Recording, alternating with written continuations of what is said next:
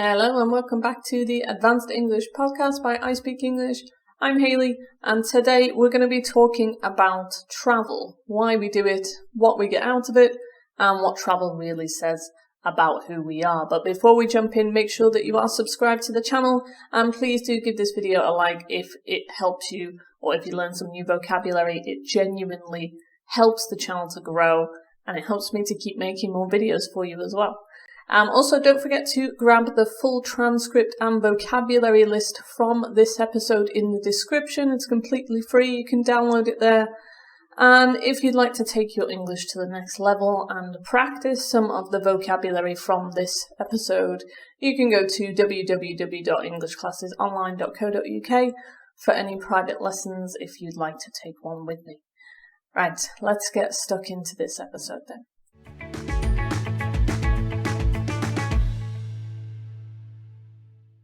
So travel is one of those things that we all romanticize a bit, I think. You know, the plane ticket, the suitcase, the feeling of stepping into the warm air the moment you get off the flight kind of taps into something really primitive, I think. You know, humans have always moved around. You know, migration, exploration, trade routes, pilgrimages, it's nothing new. In fact, according to the UNWTO, global tourism hit 1.5 billion international trips in 2019. That's the highest in history. So as much as people complain about tourists, the truth is we're all doing it really. But why? That's the question. Well, here are a few of the big reasons. Number one, curiosity. I mean, humans are pretty nosy really. You know, we want to see how other people live and what they eat, the sounds of a new language. And there's something kind of addictive about going somewhere where nothing looks familiar. I think anyway. I love that feeling where you kind of step off the plane and you have no idea where you are and what's about to happen. It's a bit scary at first, but when you get used to it, it can be quite fun. Second reason might just be escape. So, you know, modern life can be pretty stressful, exhausting, repetitive sometimes. And travel breaks that routine, you know, it's a way of saying, okay, I'm not cooking tonight, I'm not answering any emails, and I refuse to think about bills. For some people, travel is the only time when they get to genuinely switch off. And the third one, well, maybe a bit of identity or ego. I mean, let's be honest, there's a bit of ego involved as well. Travel can be a kind of status symbol.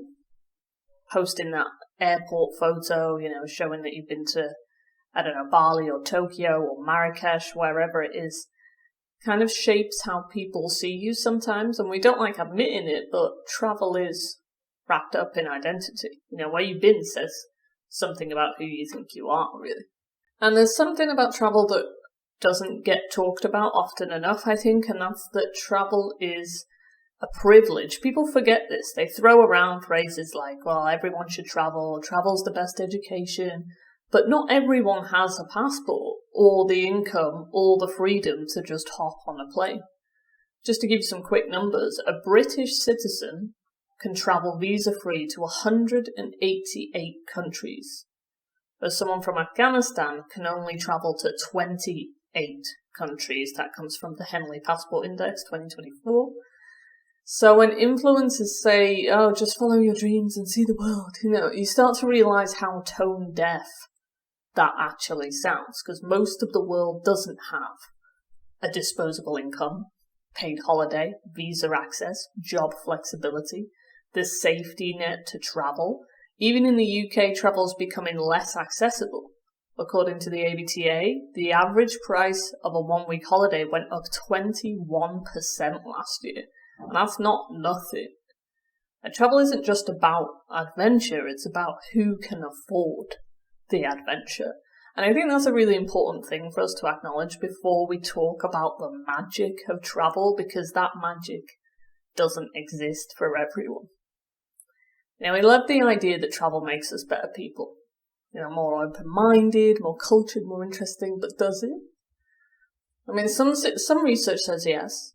People who travel tend to be more adaptable, more tolerant, but there's another side to it. Sometimes we don't really experience a place, we just consume it. And you know what I mean? You land, You see what Instagram told you to see, you take some photos everyone else took, you eat somewhere with English menus, and then you leave. Tick the box, done. Half the time we might as well just stayed at home and watched a documentary, really. And here's the uncomfortable thought as well. Are we travelling to discover the world or just to distract ourselves from our own lives? Let me know in the comments, actually, what you think about this. I'd be interested to hear your opinion on it. Let's talk about something I also find fascinating, which is performance travel. This is where people travel not for the experience, but to kind of perform the experience, to collect content, really, to build an image, to show the world that they are adventurous and cultured and successful. You know, platforms like Instagram and TikTok have completely changed the way people travel. You know, they queue hours to take a photo, the same photo that everyone else just took before them. They visit places they don't even care about because they're trending on social media. You know, and then they take like more time staging like the perfect photo than they do of actually looking at what's right in front of them. Travel's kind of become a brand now, which is a bit mad, really, isn't it? Like, you know, you're in some beautiful ancient temple, and instead of taking in the moment, you're watching someone else do 12 takes of the same candid shot. Again, I'm not judging. I mean, I've done it too. Like, I take a lot of photos on holiday. Like, I went to Japan a few months ago on my honeymoon. I was there for about 3 weeks, and I took over 1,000 photos while I was there. And a lot of them did go on Instagram, not all of them. So I am guilty of it myself, but I'm not the type of person to stand there and take, 12 photos of myself. I normally take photos of the place where I am rather than myself. And if I do take photos of myself, I'll take like one rather than trying to get 20. And also the thing people do where they pretend like they don't know someone's taking a photo, that really bothers me. That's such a pet peeve. It's like, when did people stop smiling for photos, Anyway, not judging. Again, I've done it too, but it does raise the question, are we travelling for the world or for the camera? By the way, if you're enjoying this episode so far, don't forget the full transcript's in the description. And if you do want extra help with your English, you can find lessons on my website, www.englishclassesonline.co.uk. In the meantime, let's move on. We're going to get a bit more reflective now. Travel can be quite emotional. Reminds us that the world's huge and life is short. It gives us some stories. Can make you feel alive in a way that daily life sometimes just doesn't. I think a lot of people travel to reconnect with themselves or detach from stress, just get free of that routine, or even just see life from another angle. And honestly, that's a beautiful thing. Even with all the privilege, the contradictions, the carbon footprint, the Instagram nonsense, travel can still be meaningful if we let it be. However, travelling does have a darker side. And this has been a very big topic recently, especially where I live in Spain. Also in Japan, it's quite big. I think in a lot of countries, it's quite an important topic, this one, and it tends to divide people as well. And that topic is over-tourism. Honestly, if you travelled anywhere even slightly popular in the last few years, you probably felt it. Like, you go to see something beautiful, famous square, a viewpoint, a temple, and instead of taking in the scenery, you're basically shoulder to shoulder with like 1,000 other people trying to take the exact same photo. It's kind of like being in a theme park, but without the roller coasters. Now, cities like Venice, Barcelona, Amsterdam, they've had to openly say that they can't cope anymore. Venice has even introduced a day tripper fee to try and reduce crowds. Barcelona's mayor literally begged tourists to stop coming in peak season because locals can't even get on their own buses. And honestly, I get it. Like, where I live in Malaga as well is insane. Like, I used to live in the city centre. I haven't lived there in a few years now. One, because rent prices were going insane, like sky high, and two, it didn't really feel like Spain anymore. You hear more English on the street than you do Spanish, and I'm aware of the irony. I am English and I'm complaining about it. But it does kind of turn, a city with a lot of character into just a theme park for tourists, and it is It's a shame, really. Like, imagine trying to do your weekly food shop while there's like 45 people in bucket hats all blocking the street because they're taking pictures of your local bakery. But there is something interesting about over-tourism in that it's not always caused by tourists in the traditional sense. A lot of it is us regular people following the same trending spots, the same Instagram photos, that same viral secret place video that isn't really a secret anymore. One viral TikTok can literally ruin a quiet town in a matter of weeks. So there's this weird tension. Like, we want to feel like adventurous, free-spirited travellers, but half the time we're just queuing behind other people doing exactly the same thing. And that leads us nicely to the idea of authenticity. What people call seeking the real experience. Like, you know the type, I don't want tourist stuff, I want something authentic, but what does that even mean? Who decides what's authentic? Because some travellers say they want authenticity, but what they really mean is they want a curated, Instagram-friendly version of authenticity, like the cute street vibe, the local culture moment, the rustic, untouched village where the Wi-Fi still works. You know, I think some travellers forget that the real life isn't a postcard. Real cities have traffic and noise and supermarkets and boring buildings, people rushing to work. But a lot of visitors get annoyed when a place doesn't match the fantasy version in their head. You know, I read a review from a tourist complaining that Rome had too many locals in its cafes. Like, what? What exactly did you expect to find there? You know, the search for authenticity can sometimes be a bit arrogant, really. Like, travellers think they're discovering something when really they're just passing through a place where normal people live their normal lives. And if anything, locals are usually more authentic than travellers will ever be, but they don't get the credit for it because it's not picturesque enough. And then there's the cultural clash element as well, and this is where things get a bit, heated, because some people travel with this idea that the whole world is basically an extension of their home country. British travellers are famous for this, unfortunately. The number of people abroad searching for like a full English breakfast is ridiculous. You know, you're in Thailand eating Heinz baked beans, vomiting, why? But on a more serious note, cultural clashes happen when travellers assume their behaviour is universal. Simple stuff like queuing, tipping, bargaining, dress codes, noise levels, what's considered polite. Some travellers don't think twice, they just barrel into a place, acting exactly as they do at home. And one of the biggest examples is alcohol. Again, British people, I'm looking at you. Loads of British people travel like they're on some kind of 3-day stag do. Like nice, peaceful destinations suddenly become Benidorm 2.0 and locals aren't thrilled.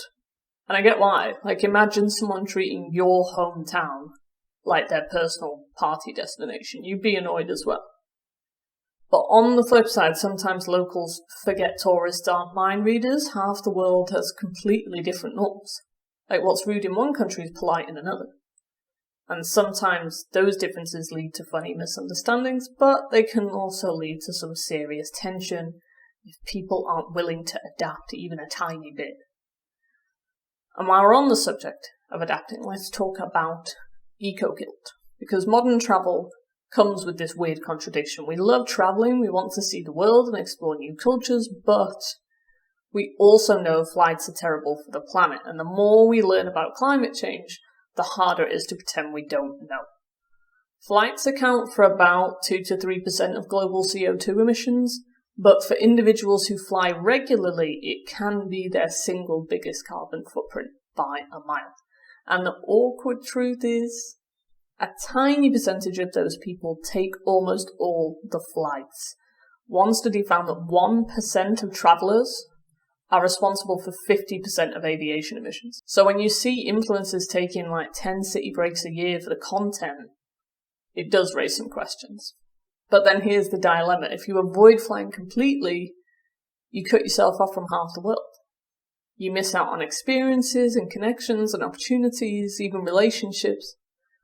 So people get stuck between kind of caring about the planet and wanting to live their lives. If you've ever felt guilty getting on a plane, you're not alone. Most people have at this point. And I'd actually love to know where you stand on this. Do you think we should fly less? Or do you think individuals get unfairly blamed while big companies cause the real damage?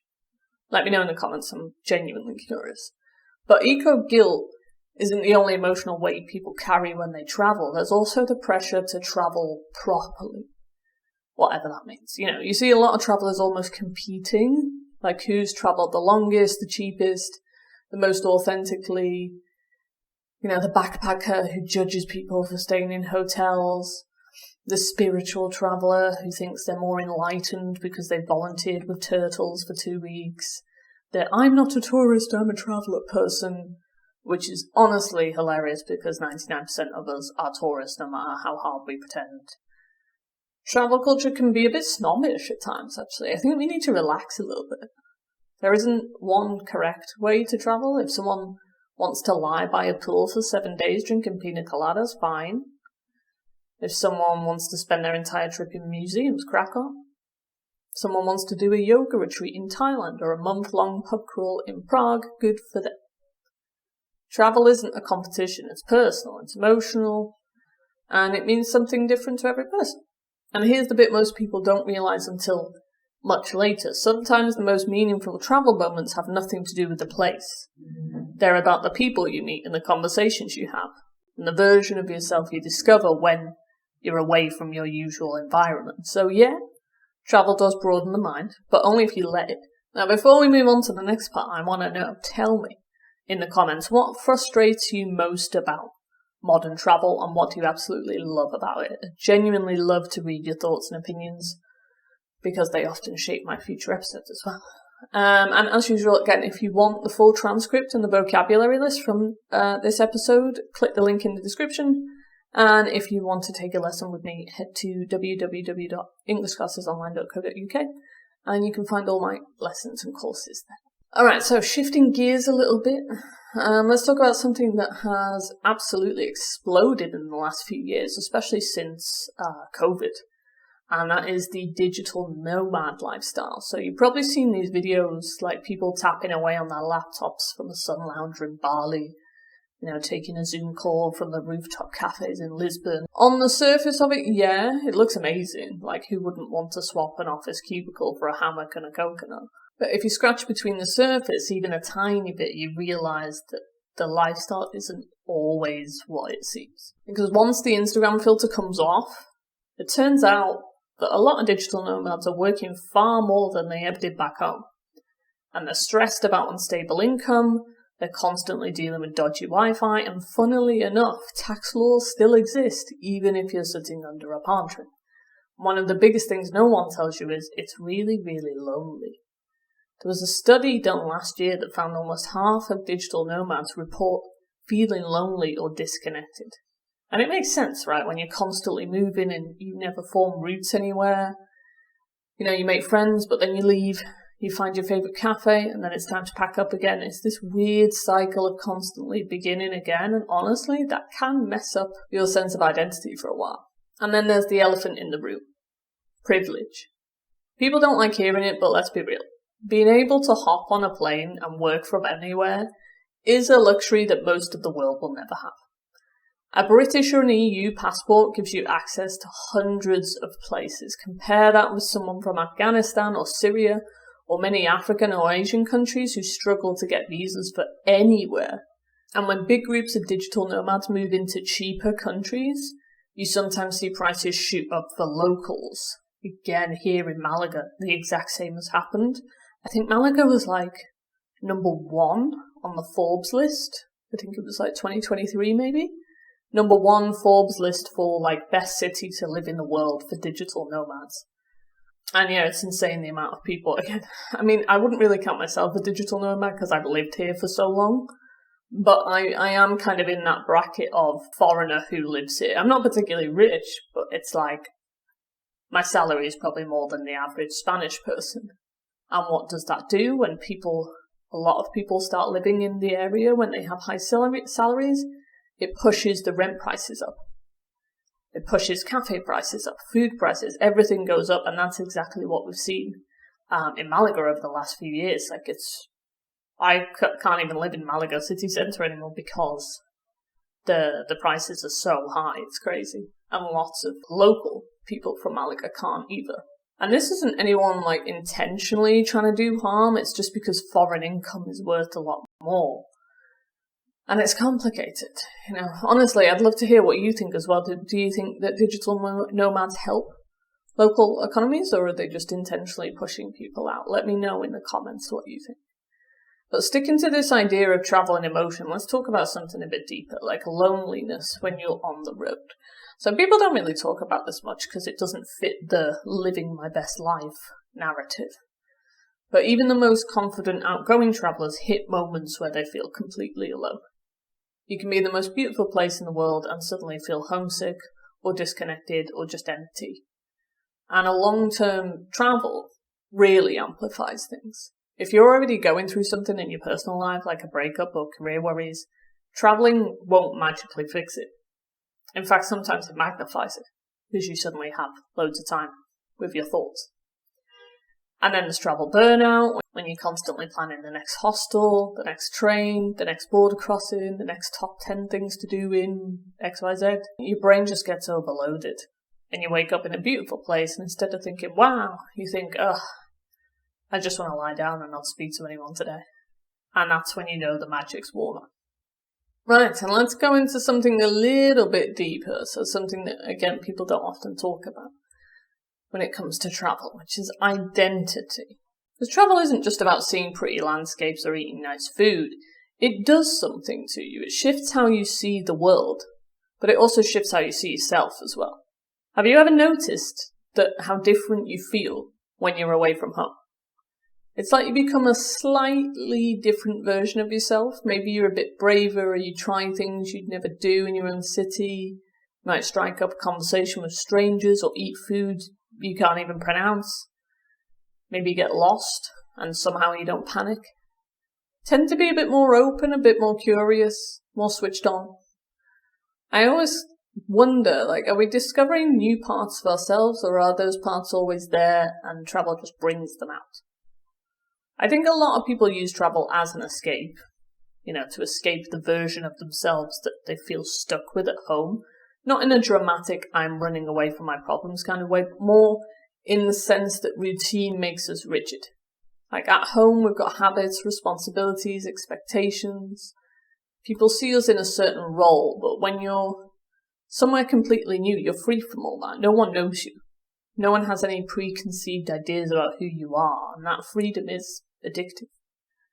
But here's the interesting twist though. Sometimes when you're travelling, you end up thinking more about home than ever.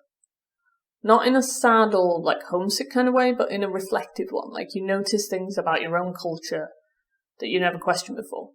Like the food or the humour, the social rules, the British awkwardness we all pretend that we don't have. Suddenly you see it from a distance. I remember when I saw, the first time I saw a group of British tourists, absolutely hammered, while I was living in Italy. And I suddenly saw what everyone else sees. I suddenly saw British people for what they are, and I thought, oh my God, is that how I behave? Is that what I'm like? It does really give you a glimpse from the outside of what you and your kind of countrymen look like, I guess. But yeah, travel has this kind of funny way of holding a mirror up to your own culture. Sometimes you love what you see, sometimes you don't, and sometimes it shakes you up so much that you can't go back to seeing the world the way that you did before. And speaking of going back, have you ever had that strange feeling when you return home after travelling? When you walk into your house and you sit on your bed and suddenly everything feels too familiar. Like the world moved on while you were away, but your room just stayed frozen in time. And then you're there just thinking, was I just really walking around Rome yesterday, eating gelato? How am I suddenly back here, staring at my laundry basket? It's like emotional whiplash. Some people call it post-travel blues, but I think it's more than that. I think it's the gap between who you were on the trip and who you're expected to be at home. On holiday, you're relaxed and spontaneous, but back home, you're just on autopilot again. The magic disappears, the routine floods back, and it makes you kind of wonder whether the life you built really fits you anymore. And that's why I think travel can be dangerous in a good way. Not dangerous like cliff edges and dodgy scooter rentals, like dangerous because it makes you question things you didn't realise you were unhappy with. Travel can like shake your identity, like inspire you, wake you up a bit. Or make you rethink everything.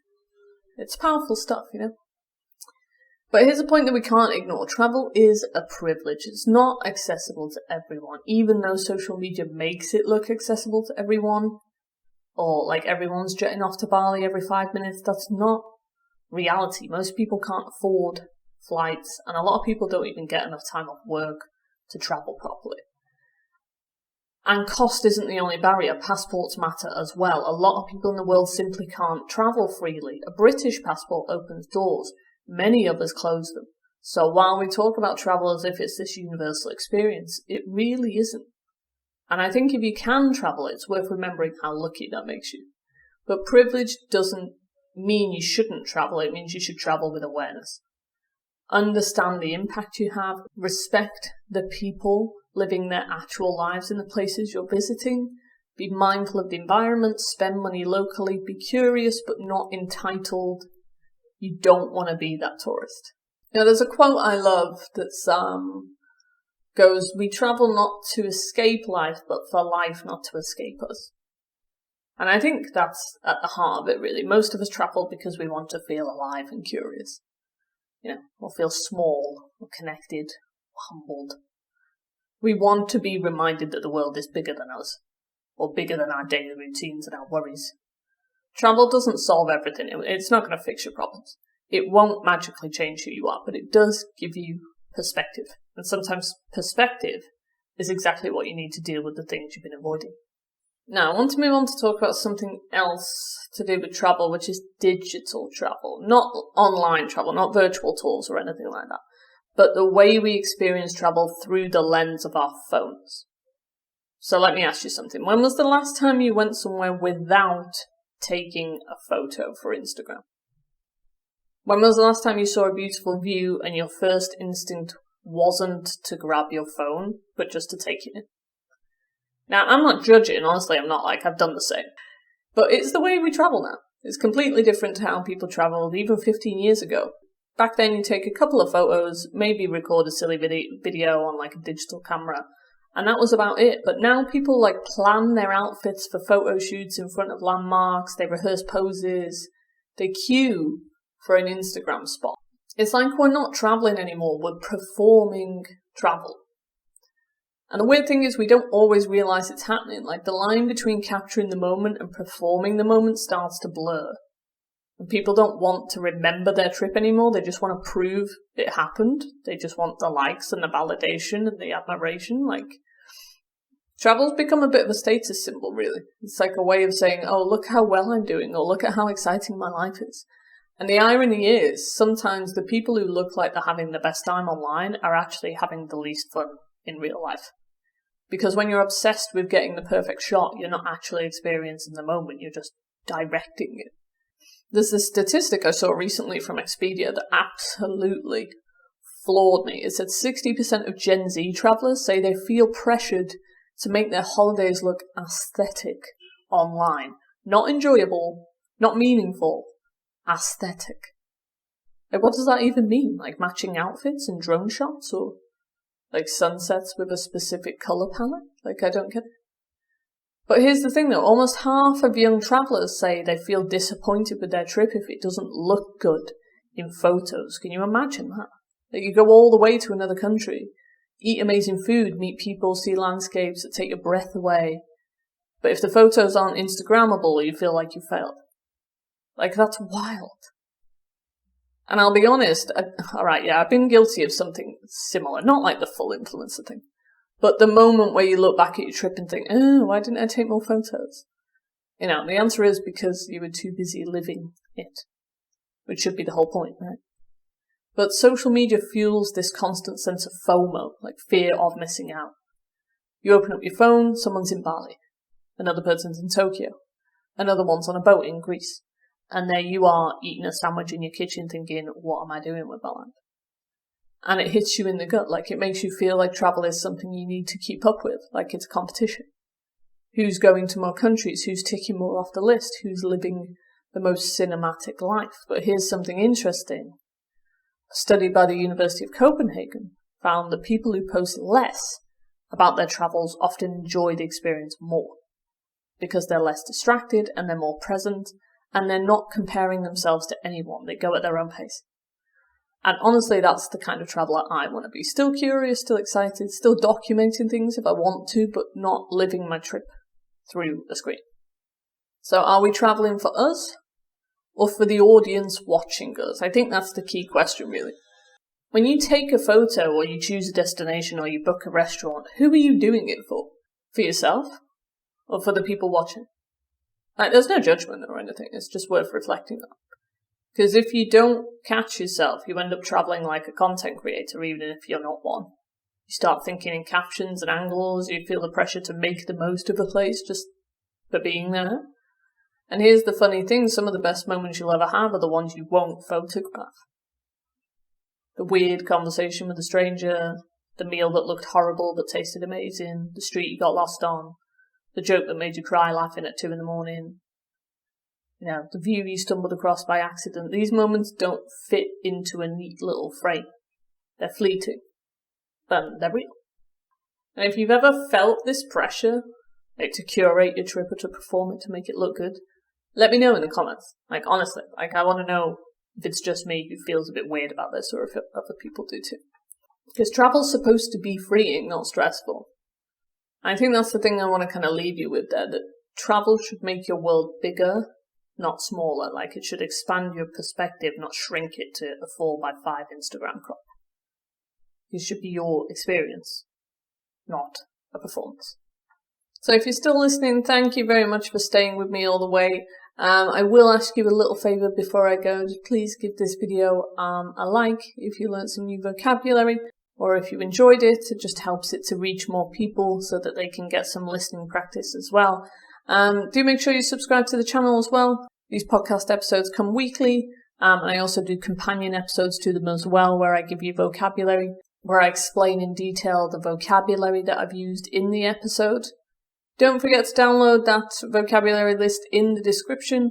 And again, if you want to take a lesson with me, or if you want to extend your English a bit further, head on over to www.englishclassesonline.co.uk and you can join one of my speaking lessons to improve your fluency and your confidence there.